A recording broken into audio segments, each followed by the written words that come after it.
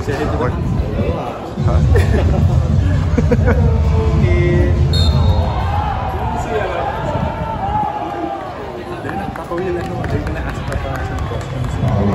This is an interview. RB, na back-to-back losses kayo, what's going wrong ngayon sa inyo?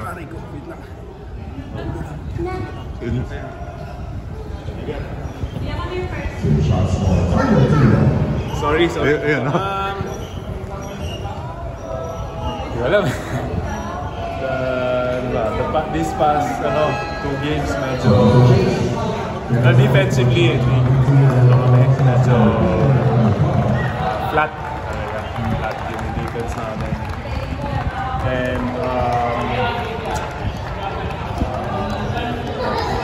I guess well prepared din yung games na nakalaban namin this week. So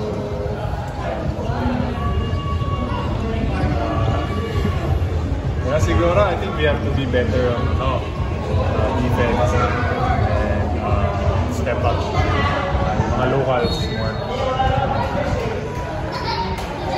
Yung offense naman, hindi man sa inyo concern yun? I feel like medyo not the usual, but I'm good with our offense.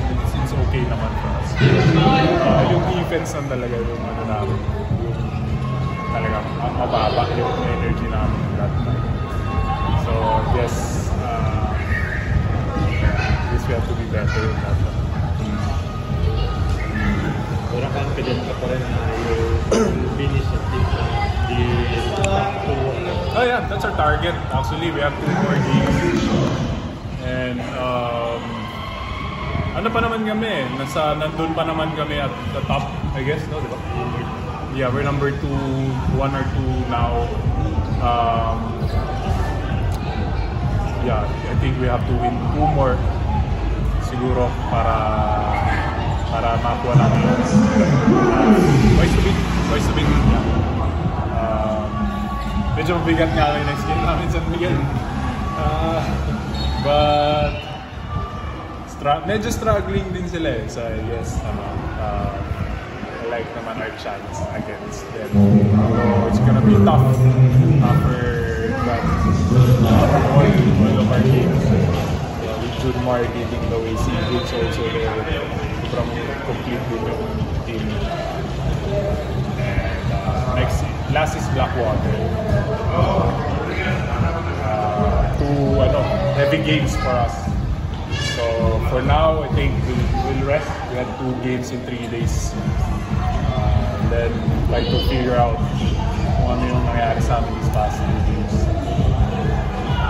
Tingin mo hindi ba masyadong nag-relax na nanalo kayo against Ginebra? I feel like, actually in my own opinion, from what I saw, medyo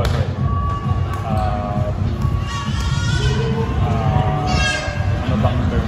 Kasi dalawang laro yung back-to-back wins kami against Eastern and Ginebra. Talagang mabigat basically 2 of the top teams sa PBA right now. Pinalo namin back-to-back, so medyo high kami on that part. I guess we didn't really prepare well against Meralco and Riverside. Yeah, I think in that end we have to be better also. Veterans kaming mga veterans, we have to really step up sa ganung time na situation. So parang same kasi yung nangyari ng Phoenix ganun. We were 4-0 coming into that game. So parang we're high. Then Phoenix that time was in the bottom. Yeah, but we're good naman We're nasa magandang posisyon naman kami. Pasok na ata kami sa playoffs. So that's one thing na we achieved this conference and just get the next step is to get that top 2. We're in it. nagko-compete kami for that, might as well, maximize that and take that top 2 twice to beat advantage in the playoffs. Arvin, thank you. Thank you.